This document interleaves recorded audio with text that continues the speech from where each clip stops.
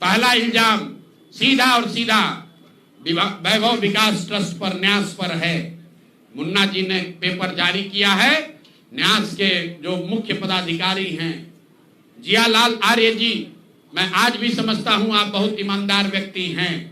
आप बताइए कि पिछले 1 साल में जब से अशोक चौधरी की बेटी की सगाई आपकी अनिता कुणाल के लड़के से हुई है, उसके बाद से 100 करोड़ से ज्यादा की संपत्ति पटना में न्यास के द्वारा खरीदी गई है। जियालाल आर्य जी, अगर जैसे मैंने बताया है अभी प्रेस के सामने, आप प्रेस के सामने आइए और बताइए, न्यास का अकाउंट जारी करिए कि कहां से ये पैसा आपके पास आया है, कहां से ये 100 करोड़ रुपए न्यास के पास आए। जब से न्यास बना है उसमें 10 करोड़ का भी संपत्ति नहीं खरीदा गया। पिछले 1 साल में 100 करोड़ का ज्यादा से ज्यादा का संपत्ति कैसे खरीदा गया है। आप व्यक्तिगत तौर पर ईमानदार हैं तो नीतीश कुमार भी ईमानदार है, मनमोहन सिंह भी ईमानदार थे, लेकिन जिस न्यास के आप मुखिया हैं, ये कहने से बात नहीं बनेगी कि हमको जानकारी नहीं है। मैं अभी आपके सामने चुनौती दे रहा हूं, वैभव विकास ट्रस्ट से, न्यास से लोग आकर ये बताएं कि पिछले 1-1.5 साल में 100 करोड़ से ज्यादा की संपत्ति पटना में उस न्यास के माध्यम से कैसे खरीदी गई है। उसमें मुख्य सचिव, यहाँ बिहार के मुख्य सचिव जो हैं, उनके परिवार की महिला हैं, तो अभी इनकी जिम्मेवारी है। मुख्य सचिव यहाँ पर प्रत्यय अमृत हैं, इनकी सास हैं, मुन्ना जी इनकी सास है, प्रत्यय अमृत की सास है, इनकी सासू माँ है, और जियालाल आर्य जी और अनिता कुणाल, ये तीनों लोग बताएं। इन्होंने कहा किशोर कुणाल जी का नाम बहुत बड़ा है, तो किशोर कुणाल जी के नाम पर ही कम से कम उनके नाम को दागदार मत कीजिए। समाज ने उनके नाम की बड़ी प्रतिष्ठा है।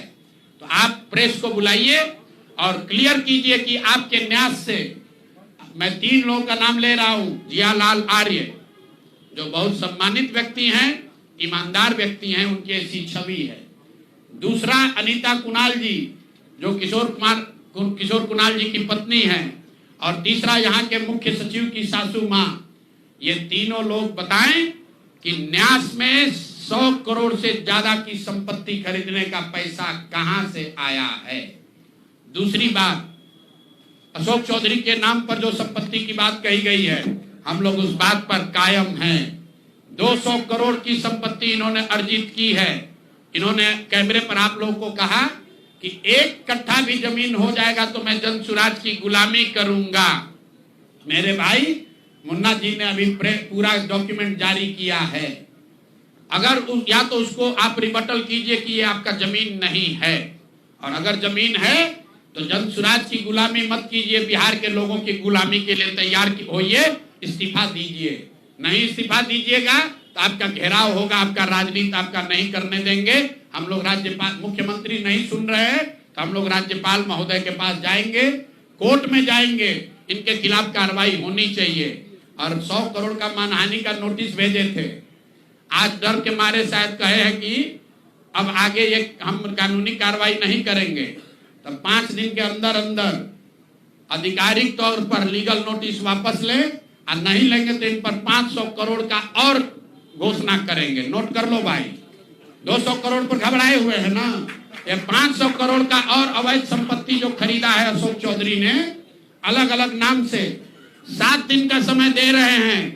7 दिन के अंदर अंदर अगर अब इस बात के लिए माफी नहीं मांगे कि प्रशांत किशोर पर झूठा मानहानि का मुकदमा करने का केस तो नहीं किया है, नोटिस भेजे हैं, तो अगर 7 दिन के अंदर अंदर लीगली कैमरे के सामने आकर ये नोटिस वापस नहीं लिए तो इन पर 500 करोड़ का और जो अवैध संपत्ति ये कब्जा किए हैं, खरीदे हैं, उसकी सारी सूची आपके सामने जारी करेंगे। एकदम इनको चुनौती दे रहे हैं भाई। 200 पर दिए हैं, 200 किए थे, 500 करोड़ का इनका पेपर तैयार है। पिछले 8 महीनों में इन्होंने 20,000 करोड़ से ज्यादा का कॉन्ट्रैक्ट दिया है। 20,000 से ज्यादा का कॉन्ट्रैक्ट भाई साहब ने दिया है, और हर कॉन्ट्रैक्ट में 5% पैसा कमीशन के तौर पर लिया गया है। अभी अभी इतना ही बोल रहे हैं। अगले प्रेस कॉन्फ्रेंस तक अगर इन्होंने अपनी गलती नहीं मानी तो जिन लोगों के जरिए ये 5% पैसा वसूला गया है वो लोग को प्रेस के सामने बैठाकर आपसे परिचय कराएंगे कि कौन लोगों ने ये 5% की रेट से पैसा वसूला है। और दूसरी बात, ये जो पैसा रिलीज हो रहा है 0.5% हर रिलीज में पैसा काटा जा रहा है। अभी जो 2 घटना आपने सुनी होगी नोट जलाने की, 2 इंजीनियर्स के घर पे जो नोट के गड्डी पकड़े गए हैं, वो वही पैसा है जो पैसा ये लोग कॉन्ट्रैक्टर को दिए। कॉन्ट्रैक्ट देने के लिए 5% लिया, उसके बाद जब जब पैसा रिलीज होता है तो 0.5% इनका उसमें शेयर बनता है। वही पैसा ये इंजीनियर कलेक्ट करके वापस ला रहे थे पटना जमा कराने, जो एक आदमी उसमें पकड़ा गया, एक आदमी जेल में भी है और रात भर नोट का गड्डी जलाया गया है। तो अब अशोक चौधरी इस पर बयान दें कि ये उनकी वो इसमें संलिप्त हैं कि नहीं है। नहीं है तो आपके सामने अगले प्रेस कॉन्फ्रेंस में उन लोगों को खड़ा करेंगे जो इनके बिहाफ में ये पैसे की वसूली कर रहे हैं और इनको उसका जवाब देना पड़ेगा। अशोक चौधरी बंद। अब आ जाइए आज की सबसे बड़ी जो जिस चीज के लिए आपको बुलाए हैं। बिहार के उप मुख्यमंत्री सम्राट चौधरी, इन पर मेरा सीधा आपके माध्यम से सरकार को, बिहार के गवर्नर से, बिहार सरकार से, केंद्र सरकार से मेरा अनुरोध है कि इनको हत्या के आरोप में, ये हत्या के अभियुक्त हैं, इनको तुरंत पद से बर्खास्त करके गिरफ्तार किया जाए। क्यों किया जाए ये समझिए। तारापुर में 1995 में 7 लोगों की जो हत्या हुई और 7 मारे जाने वाले लोग कुशवाहा समाज के लोग थे। ये बिहार में जाति की राजनीति करने वालों के लिए सबक होना चाहिए। सम्राट चौधरी कहते हैं मैं कुशवाहा हूं। 7 लोगों की जिनकी हत्या के ये अभियुक्त हैं, आरोप नहीं है, मैं शब्द बहुत सही समझ के बोल रहा हूं। 7 लोगों की हत्या के अभियुक्त राकेश कुमार उर्फ सम्राट कुमार मौर्य उर्फ Samrat Choudhary, Tarapur case number 44/1995, note कर लीजिए। 44/1995 में 7 लोगों की हत्या हुई, उसमें ये अभियुक्त हुए और जो केस है चीफ जुडिशियल मजिस्ट्रेट को 24/4/1995 को इन लोगों ने डॉक्यूमेंट सबमिट किया। बिहार विद्यालय परीक्षा समिति का एक एडमिट कार्ड सबमिट किया जिसमें बताया गया कि KNVMH सम्राट, ये स्कूल का नाम है, कुमार सर एक स्कूल का नाम है जहां से ये एडमिट कार्ड इशू हुआ है। सम्राट चंद्र मौर्य, पिता का नाम Shakuni Choudhary, date of birth 1/5/81, result fail, number आया 268, कैटेगरी प्राइवेट। ये सुप्रीम कोर्ट का डॉक्यूमेंट है जो सम्राट चौधरी ने जमा किया है, जिसमें ये बताया है कि इनका डेट ऑफ बर्थ 81 है, उसके हिसाब से 95 में चीफ जुडिशियल मजिस्ट्रेट ने नाबालिग होने के नाम पर इनको वहां से राहत दी। इनको जेल से निकाला गया क्योंकि ये 15 साल के थे और कानूनन 18 साल से कम उम्र के बच्चे को अभियुक्त के तौर पर जेल पर नहीं रखा जा सकता था। अब ये बात तो पब्लिक की जानकारी में है। अब मैं क्यों कह रहा हूं कि इनको आज अरेस्ट करना चाहिए, क्योंकि 2020 का जो सम्राट चौधरी ने अपना इलेक्शन एफिडेविट दिया है, इसमें अपना उम्र इन्होंने बताया है 51 साल। ये सम्राट चौधरी का इलेक्शन एफिडेविट है। इन्होंने अपना उम्र बताया 2020 में 51 साल। इसका मतलब है कि 2020 - 26, तो 1995 में इनका उम्र था 25 साल, 26 साल। तो 26 साल के उम्र के आदमी को कोर्ट ने गलत सर्टिफिकेट के आधार पर नाबालिग होने के नाम पर अभियुक्त होने के बावजूद, ध्यान दीजिए, अभियुक्त होने के बावजूद इनको जेल से बरी कर दिया गया था कि ये 15 साल के हैं, जबकि इनका अपना डॉक्यूमेंट बता रहा है कि ये उस समय 26 साल के थे। तो 26 साल के उम्र के आदमी पर अगर 6 लोगों की हत्या का आरोप है तो जब तक कोर्ट से वो फ्री नहीं होते हैं तब तक उनको जेल में होना चाहिए। और ये आदमी यहाँ का उप मुख्यमंत्री बनकर बैठा हुआ है। तो मैं यहाँ के मुख्यमंत्री से और बिहार के माननीय राज्यपाल से ये अनुरोध कर रहा हूं कि हत्या का आरोपी, हत्या का अभियुक्त सम्राट चौधरी, राकेश कुमार उर्फ सम्राट चौधरी उर्फ सम्राट कुमार मौर्य आज संवैधानिक पद पर बैठे हुए हैं।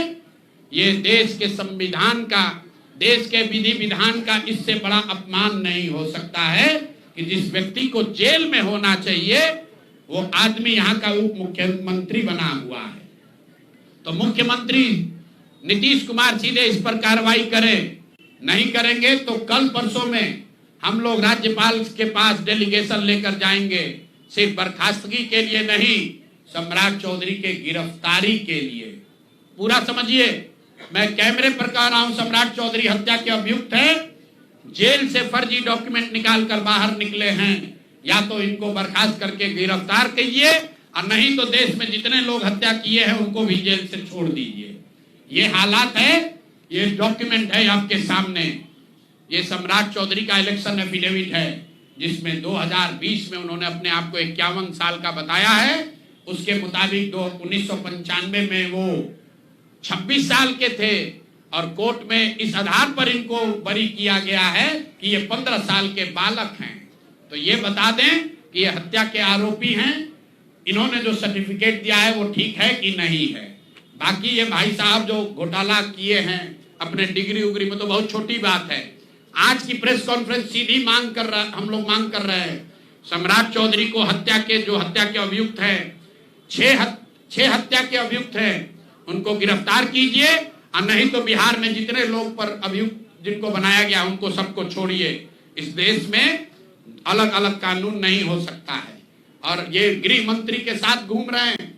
मोदी जी को हम लोग कल पत्र लिखेंगे कि आपके पार्टी का नेता, जितने लोग भाजपा के समर्थक हैं, भाजपा के जितने लोग नेता हैं, कार्यकर्ता हैं, वोटर हैं, आपके जरिए से सबको बता रहा हूं, मेरे भाई एक बार अपने दिल पर हाथ रखकर सोचो, जिस व्यक्ति पर 6 लोगों की हत्या का आरोप है, जो व्यक्ति 6 लोगों की हत्या का अभियुक्त है, उसको तुम अपना नेता बनाकर बिहार का उप मुख्यमंत्री बनाए हो और तुम अपराध की बात करते हो, तुम जंगल राज की बात करते हो। तो सम्राट चौधरी को अभी के अभी पद से इस्तीफा देकर पुलिस को अरेस्ट करना चाहिए और अगर पुलिस अरेस्ट नहीं करती है तो हम लोग कोर्ट में मूव करेंगे, कोर्ट के संज्ञान में बात को लाएंगे कि साहब ये बताइए कि कैसे आपने इनको बेल दिया है, कैसे इनको आप समाज में बाहर रहने की अनुमति दे रहे हैं। और सम्राट चौधरी की अंतिम बात, इनके अपराध की गाथा की, सिर्फ हत्या के अभियुक्त नहीं है। बिहार में पुरानी पत्रकारिता करने वाले लोग, आपने शिल्पी गौतम के रेप और हत्याकांड की कहानी सुनी होगी। आपने सुना होगा कि लालू जी के जंगल राज का जब चरम सीमा था, जितनी यहाँ माताएं बहनें हैं, जो पढ़े लिखे लोग, समझदार लोग हैं, स्वच्छ छवि वाले बिहार में रहने वाले लोग हैं, याद कर लीजिए शिल्पी गौतम रेप और मर्डर केस, जिसमें एक डॉक्टर के लड़के को और शिल्पी गौतम के साथ ऐसा आरोप लगा था कि उनके साथ सामूहिक बलात्कार और उसके बाद उनकी हत्या कर दी गई थी।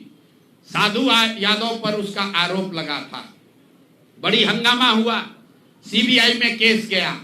मैं आपके माध्यम से आज पूछ रहा हूं कि क्या अभी के उप मुख्यमंत्री सम्राट चौधरी उर्फ राकेश कुमार उर्फ सम्राट कुमार मौर्य उस केस में संदिग्ध अभियुक्त के तौर पर नामजद थे या नहीं थे, ये प्रेस में वो बता दें, उसके बाद हम उसका डॉक्यूमेंट आपको जारी करेंगे कि इनका सीबीआई ने इनको अभियुक्त के तौर पर इनको इनकी जांच की थी कि नहीं, उस मुकदमा में इनको नामजद संदिग्ध बनाया गया था कि नहीं, ये सीधा आपको बता रहे हैं। ये आए और ये पूरा केस तब के भाजपा के नेता सुशील कुमार मोदी जी ने उठाया था, और तब सम्राट चौधरी यही साधु यादव और राजद के गैंग के हिस्सा थे। और अब वो बता दें, हम इतना ही बोल रहे हैं, अभी से भी गांधी जी ने कहा है गलती हो गई तो आकर माफी मांग लो, आकर बताइए कि उस केस में आप अभियुक्त के तौर पर आपको सीबीआई ने आपकी जांच की थी कि नहीं की थी, आपके सैंपल टेस्ट लिए गए थे कि नहीं लिए गए थे, आपके उस घटना में क्या संलिप्तता है नहीं है, ये बताइए। उस केस में आपको बता देते हैं, लालू जी का प्रभाव था, साधु यादव को बचाने के लिए केस को बंद कर दिया गया, लेकिन वो केस खत्म नहीं हुआ। पटना के एक एक आदमी को याद है वो घटना। तो अब राकेश कुमार बताएं, आज के सम्राट चौधरी बताएं कि उस केस में इनकी भूमिका क्या थी, उसमें ये नामजद थे कि नहीं थे, और थे तो इन्होंने इसको डिस्क्लोज क्यों नहीं किया। अब आज का घोषणा खत्म। मैंने अपनी बात बताई कि हमारे पास पैसा कहां से आया है, कितना किसने दिया, कितना टैक्स भरा, और जो पैसा बचा उसका मैंने क्या किया। दूसरी बात मैंने अशोक चौधरी को बताया। अशोक चौधरी से पहले पाक साहब बनने वाले वैभव विकास न्यास पर सीधे सवाल है कि जनता देख रही है, ईमानदार अगर आप हैं तो सामने आइए और जवाब दीजिए कि 100 करोड़ रुपए की संपत्ति आपने पिछले 1-1.5 साल में पटना में कैसे खरीदी है, और अशोक चौधरी ने आपको पैसा दिया है या नहीं दिया है, किसी दूसरे ने दिया है कि नहीं। तीसरी बात मैंने कही कि अशोक चौधरी पर 200 करोड़ का हमने बताया है, 200 करोड़ का बेनामी संपत्ति खरीदने का आरोप लगाया है। आज अशोक चौधरी ने शायद ये कहा है कि अब वो कानूनी दाव पेच छोड़कर राजनीतिक लड़ाई लड़ेंगे। इससे बात नहीं बनेगी। कानून का मदद लेकर जनता के आंख में धूल झोंकने का जो कोशिश किए हो अशोक चौधरी, या तो मानहानि का नोटिस आधिकारिक तौर पर वापस लीजिए, नहीं तो 7 दिन के अंदर आप पर 500 करोड़ की जो और बेनामी संपत्ति का कागज मेरे पास है उसको भी बिहार की जनता के सामने जारी करेंगे। और चौथी बात जो मैंने बताई, अभी के उप मुख्यमंत्री सम्राट चौधरी, जिन पर 6 लोगों की हत्या के जो अभियुक्त हैं, और कोर्ट ने जिनको राहत नहीं दी, बरी नहीं किया, सिर्फ नाबालिग होने के गलत सर्टिफिकेट की वजह से कोर्ट ने इनको छोड़ा है। अशोक चौधरी ने खुद मान लिया है अपने इलेक्शन एफिडेविट में कि 1995 में उनकी उम्र 26 साल थी। तो अब अशोक चौधरी को तुरंत पद से बर्खास्त करके उनको गिरफ्तार किया जाना चाहिए। सम्राट चौधरी, सॉरी, ये दोनों चौधरी में कंफ्यूज कर गए। सम्राट चौधरी उप मुख्यमंत्री को जो हत्या के अभियुक्त है, इनको पद से सिर्फ इस्तीफा नहीं देना है, इनको पुलिस अगर गिरफ्तार नहीं करती है तो जन सुराज कोर्ट में मूव करेगा। कल हम लोग गवर्नर से टाइम लेंगे। और अंतिम बात जो मैंने कहा कि अगर इससे भी बात नहीं बनती है, इनका आपराधिक चरित्र खुलकर नहीं आपको दिखता है, तो शिल्पी गौतम हत्याकांड में अपनी भूमिका पर आकर प्रेस में बता दें कि ये उसमें एक संदिग्ध अभियुक्त के तौर पर सीबीआई ने इनकी जांच करी थी कि नहीं करी थी। अगर ये कहते हैं नहीं की थी तो हम आपको डॉक्यूमेंट जारी करेंगे, सीबीआई के डॉक्यूमेंट, कि इनकी स्थिति उसमें क्या थी। अब मेरा बात खत्म हुआ, अब आपको जो सवाल करना है वो कर लीजिए। आरजेडी कांग्रेस की चुप्पी ये कहती है कि चोर चोर मौसेरे भाई, ये हमाम में सब नंगे हैं। दिलीप जायसवाल ने मेडिकल कॉलेज का कब्जा आरजेडी के तब के सीमांचल के बड़े बाहुबली नेता की मदद से किया, और अपने लूट के उस खजाने से आरजेडी के खजाने में भी दान पत्र में भरा। तभी तो रबड़ी देवी खड़े होकर कहती हैं कि दिलीप जायसवाल जी तो हमारे मुंह बोले भाई हैं। तो जितने लोग राजद को, लालटेन को वोट देते हैं, देख लो भाई, एक और कहते हैं कि हम भाजपा से लड़ रहे हैं, और एक और भाजपा के नेताओं के साथ मिलकर सिखों का कॉलेज कब्जा किया है, उससे पैसा तहसील रहा है, उसके कॉलेज से अपने बच्चों का गलत मेडिकल का डिग्री दिलवा रहा है। कांग्रेस का कोई महत्व नहीं है। कांग्रेस पर इतना भ्रष्टाचार का आरोप है कि भ्रष्टाचार का नाम सुन के डर के भागता है, सोचता है कि भ्रष्टाचार पर कुछ बोलेंगे तो लोग तू पूछ लेगा कि तुम भी तो नेशनल हेराल्ड में घोटाला किए हो, तुम भी तो 2 लाख करोड़ का घोटाला किए थे। अगर कांग्रेस वाले बिहार में 70,000 करोड़ के सीएजी का बात करेंगे तो सामने वाला भाजपा वाला कहेगा कि 2 लाख करोड़ आप पर भी तो चोरी का इल्जाम था। लेकिन जमसुराज और प्रशांत किशोर पर आप चोरी का इल्जाम नहीं लगा सकते हैं और आगे कोई कंफ्यूजन न करे, इसीलिए आगे कोई बात कहने से पहले हमने अपना अकाउंट जारी कर दिया। 241 करोड़ के इनकम का, उस इनकम पर भरे हुए जीएसटी का, उस पर दिए इनकम टैक्स का, और उसके बाद जो 98 साढ़े 98 करोड़ डोनेट किया पार्टी को, उसका। अगर कोई गलती हो तो फांसी पर चढ़ा देना, लेकिन अपने बराबरी में खड़ा मत करो। तुम चोर हो, तुम बिहार को लूटने का षड्यंत्र कर रहे हो। तुम्हारे जीवन का उद्देश्य बिहार को लूटना है, मेरे जीवन का उद्देश्य बिहार को बनाना है, दोनों में फर्क है।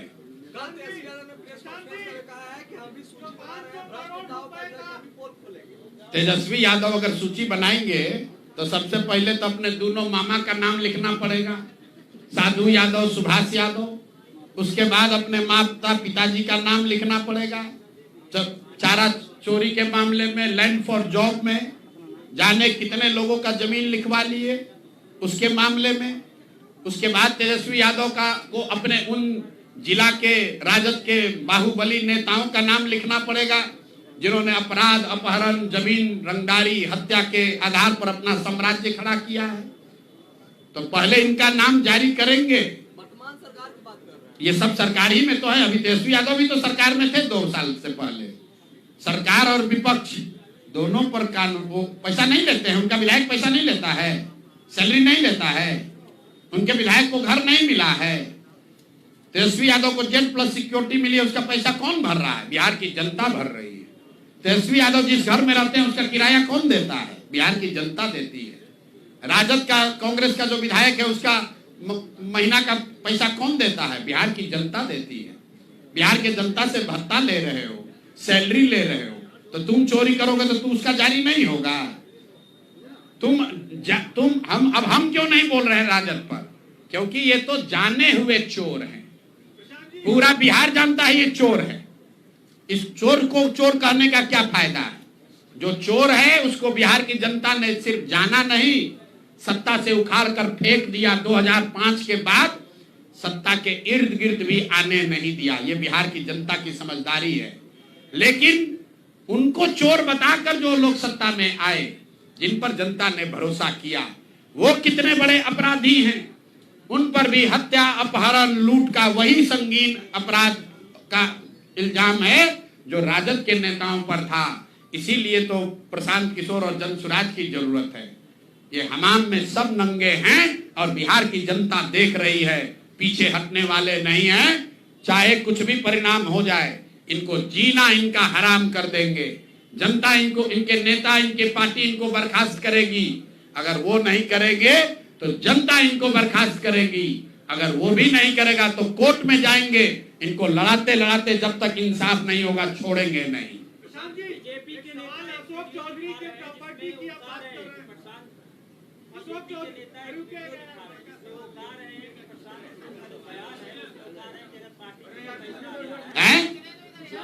जो पैसा आता है उसके लिए ना तो हम मॉल खरीदेंगे ना तो जमीन खरीदेंगे, लेकिन बीपीएससी अभ्यर्थी जिस समय प्रोटेस्ट कर रहे थे उस समय प्रशांत तो भैया तुमको बताए, अभी सुने नहीं यार, प्रशांत किशोर की इनकम 241 करोड़ है डिक्लेयर्ड इनकम, जिस पर टैक्स भरते हैं 3 साल में। कितना? 241 करोड़।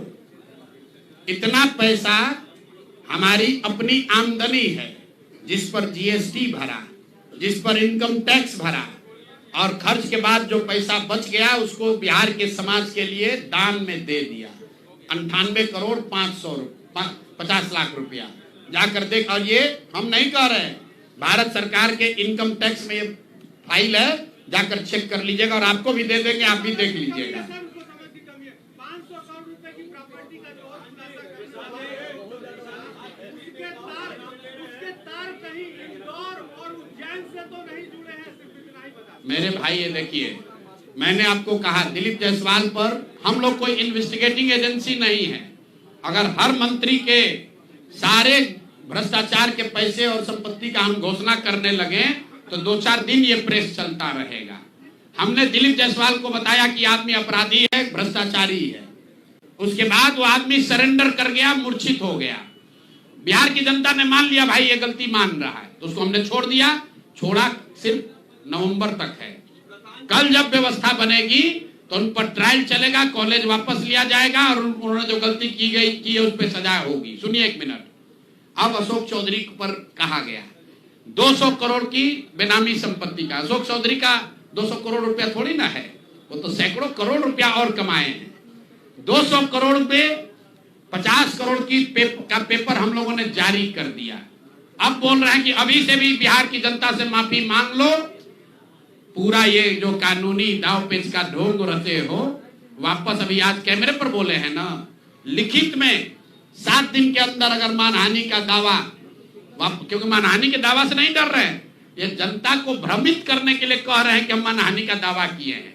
अगर आधिकारिक तौर पर ये मानहानि का दावा वापस नहीं लेकर चुप नहीं होते हैं, अगर ये माफी नहीं मांगते हैं, तो इन पर अगला किस्त 500 करोड़ की संपत्ति का जारी करेंगे। और फिर भी ये भी बता रहे हैं वो 500 भी पूरा नहीं होगा, क्योंकि हमारे पास कोई इन्वेस्टिगेटिंग एजेंसी थोड़े ना है कि हम बता दें कितना पैसा लिया।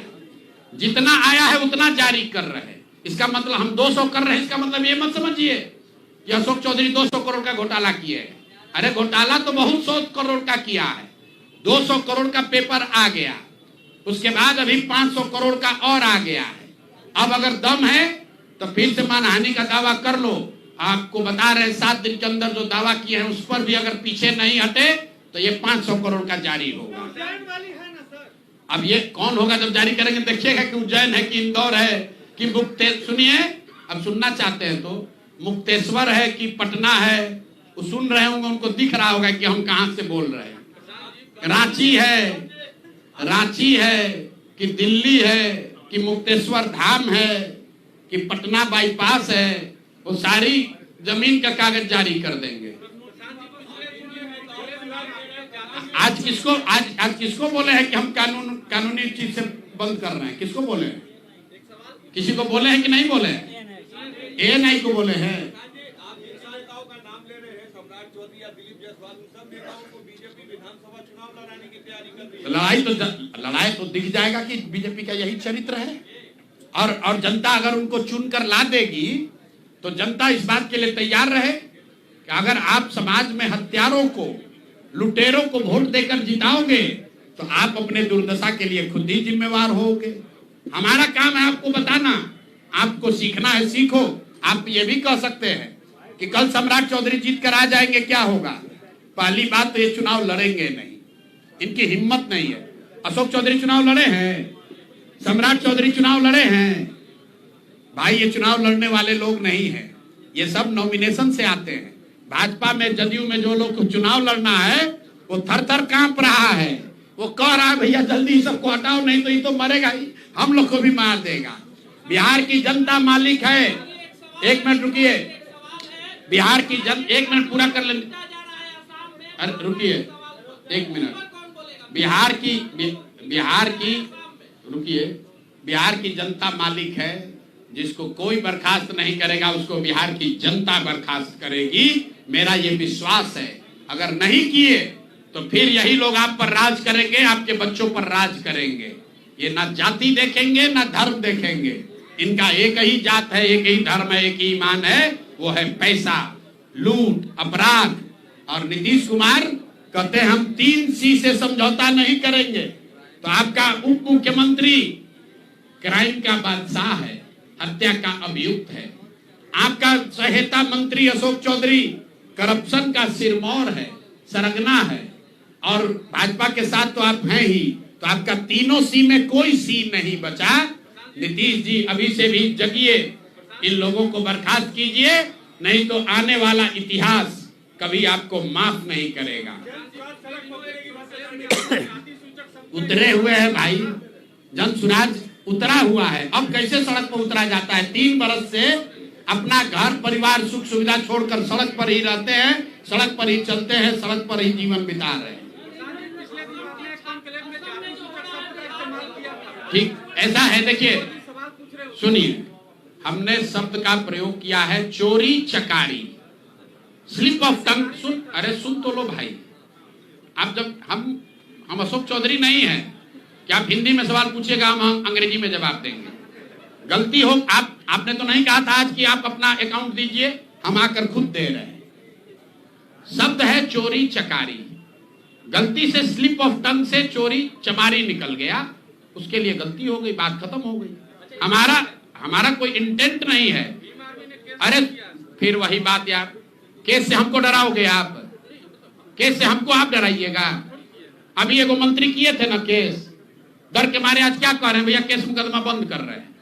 केस हमको कोई नेता कहा था ना प्रशांत किशोर को, जेल भिजवाए बगैर मानेंगे नहीं, तेल चोर, जेल भिजवा दिए हमको। हम तो यही ना खड़ा हैं। उनके गृह मंत्री भी आए थे, उनसे कह के हमको जेल भिजवा देते है दम। अरे ये प्रशांत किशोर की ताकत नहीं है।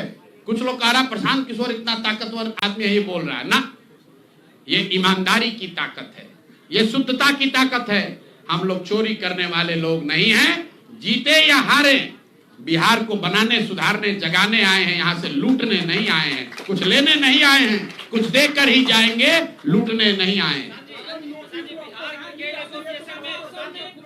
एक एक करके बोलिए। आसाम में बिहार के बच्चों को पीटा नहीं जा रहा है, उनसे अभद्रता, एक जो साथी है उनके साथ अभद्रता हो रही है। ये पहली बार नहीं हुआ है। असम में खाली नहीं हुआ है, तेलंगाना में हुआ, आंध्र में हुआ, महाराष्ट्र में हुआ, तमिलनाडु में हुआ। लेकिन असम में आज किसकी सरकार है? भाजपा की सरकार है। कौन वहां मुख्यमंत्री है? हेमंत बिश्व शर्मा है। और बिहार के लोगों को गाली दे रहा है। कोई भाजपा का नेता एक शब्द नहीं बोलेगा, डर के मारे। किसी का हिम्मत नहीं है कि हेमंत बिश्व शर्मा को बोले कि जो उसने ये काम किया है उसको अरेस्ट करो। तो मेरे भाई, चाहे राहुल गांधी हो, तेलंगाना का मुख्यमंत्री रेवंत रेड्डी ने कहा कि बिहार के लोगों का डीएनए, बिहार के लोगों उसके डीएनए से खराब है। और उसी रेवंत रेड्डी को राहुल गांधी और तेजस्वी यादव यहाँ गांव गांव घुमा रहे हैं। वो घुमा रहे हैं, ये गलती नहीं है, ये आपकी हमारी बिहार के लोगों की गलती है कि हम लोग उसको बिहार में घूमने दे रहे हैं। जो हम लोग के माँ बाप को, हम लोग के पुरखों को, हम लोग के डीएनए को गाली देता है, वो बिहार में आकर घूमता है और हम लोग उसको बर्दाश्त करते हैं।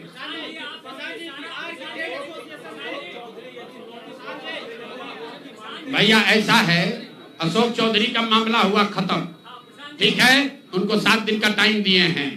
अगर कानूनी नोटिस वापस नहीं लिए तब तक उनकी बात, उनको छोड़ा नहीं जाएगा। 500 करोड़ का उन पर जो और बेनामी संपत्ति है वो उसका सूची जारी होगा।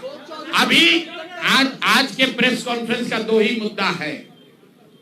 जो वैभव विकास ट्रस्ट के लोग हैं, जियालाल आर्या जी हैं, उनको आकर प्रेस में बताना है कि उनके ट्रस्ट में 100 करोड़ की से ज्यादा की संपत्ति कैसे खरीदी गई है। दूसरा बात सम्राट चौधरी पर है कि आप हत्या के अभियुक्त हैं।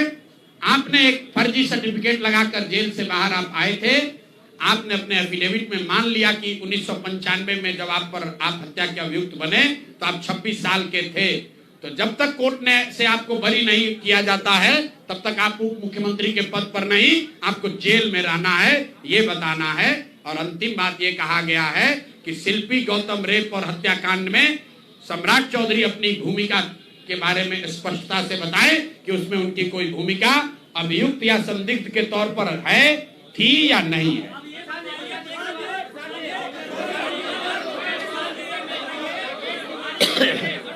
हो गया